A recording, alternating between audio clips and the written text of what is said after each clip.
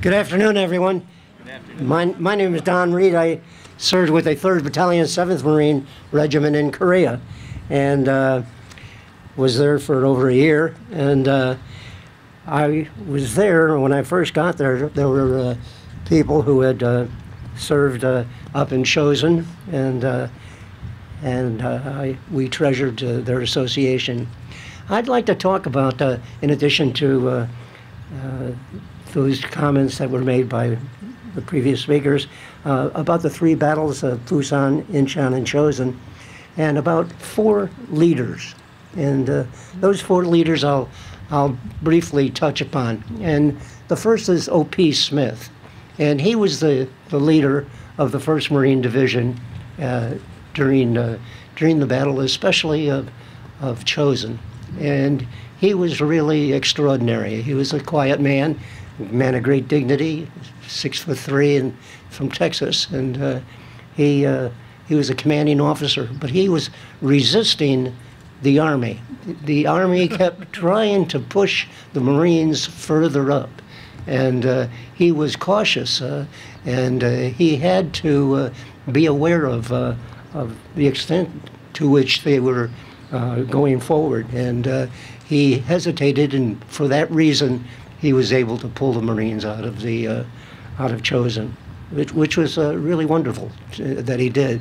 And just to get a grasp of exactly what the significance of that battle was, imagine, if the 1st Marine Division had been taken over or defeated there at Chosin, it would have been incredible.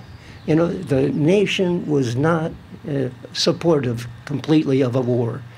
And had the 1st Marine Division been taken or reversed, it would have been really of great consequence and dire consequence for our nation. But just to get an idea of the magnitude of that battle, there were 47 medals of honor given in the Korean War. 47. Now, of those 47, 14 of them were awarded as a result of the battle and involvement at Chosin. It was an incredible battle. And just to place everything into perspective, in the Second World War, there were only about 37. In the Korean War, which was only 3 years, and it was a nightmare. There were 1 million people killed each year. And the medals of honor in Vietnam were in the 30s. So it's really an incredible battle. The second person I'd like to talk to you about is Brute Krulak. And Brute Krulak was an extraordinary individual, 3-star general, led all the Marines in Vietnam.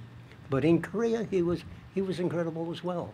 But I'll tell you something more about Brute Krulak.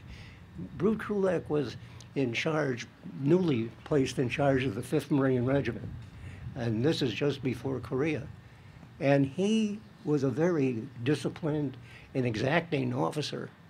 He asked for 2 men from his previous command to join him with the 5th Marine Regiment. One of them was Colonel John Stephens.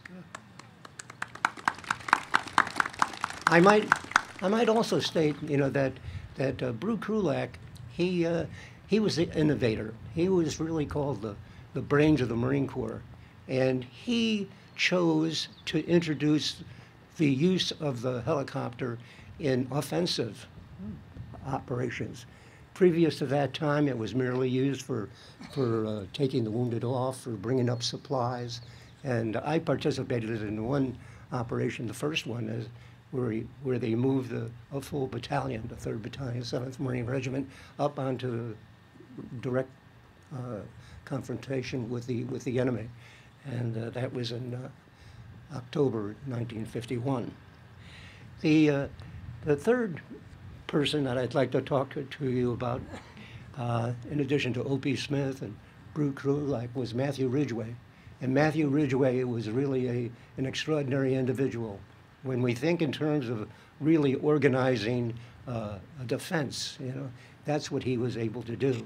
And the Army really was ill-prepared, ill-led, and they just did not do the job. Under MacArthur, things had really slackened off, and it needed a man of great discipline and great courage, a 1917 graduate of West Point, a man who fought and led the 82nd Airborne Division. He was a great leader, and he came to Korea and really squared away the whole operation. And I'm in debt to him as well.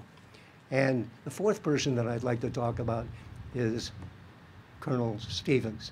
And Colonel Stevens did an absolutely extraordinary job, as we've just gone through and what we've heard.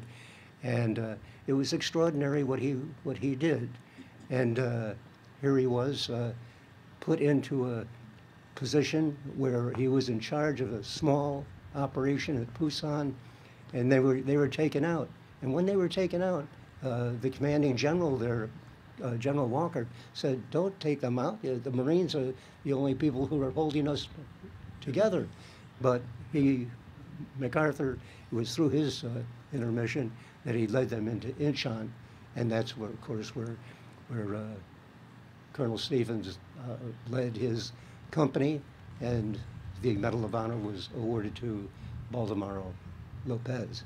And to this day, he continues to lead that remembrance of Bartolomeo Lopez and the great job that he did.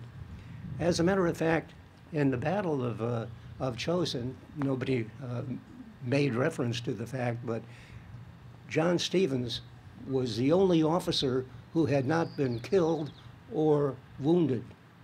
And for that reason, they pulled him out of the 1st Marine Division.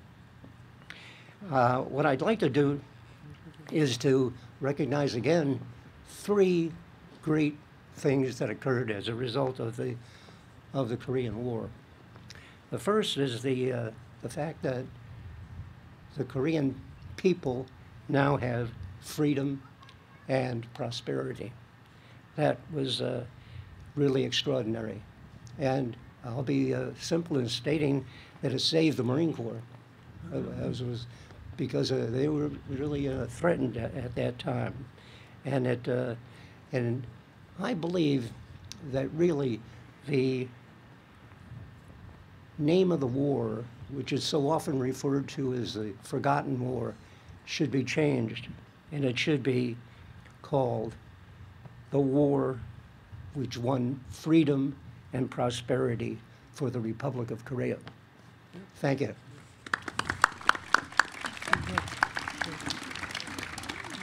Who's?